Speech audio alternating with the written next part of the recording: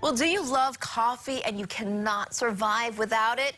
A new study says too much of it can cause headaches and migraines.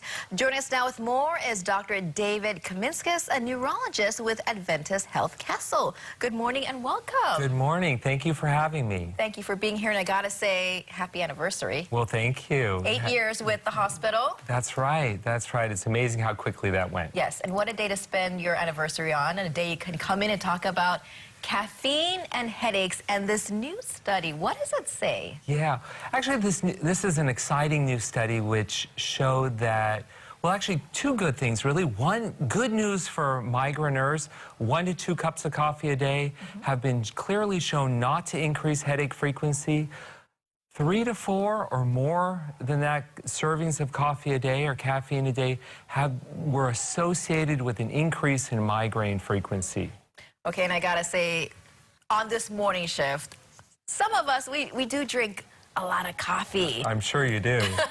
So what can we do then, I guess, to kind of decrease that amount without the side effects? Because some of us will get those withdrawals. Sure. Well, if your intent is to taper off coffee, then one would want to do that slowly. Okay. Although there's a lot of evidence to suggest that maybe you should rethink that, because later on we'll talk about some of the benefits of coffee. Okay.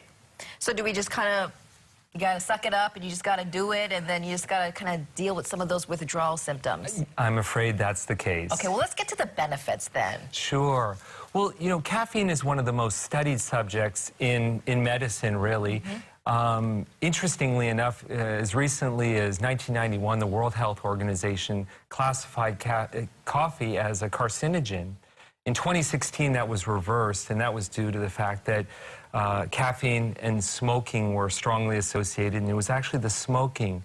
Caffeine has been shown to actually reduce the risk of depression, suicide, Parkinson's disease, Alzheimer's, and even heart disease and stroke. And when you say that, is it over a number of years? How many cups a day are we talking about? It is, the studies have varied, but we're talking about anywhere from 1 to 6 cups of coffee a day have demonstrated benefits. What about the type of coffee? Light roast versus dark roast. Is there a difference? Well, you know, there's a popular misconception that dark roast has higher levels of caffeine, and that's actually not true. It's actually the lighter roast tends to have more caffeine. Really? Yes. Okay, so then we know that dark roast is okay. So now that we're totally confused, is coffee good or bad?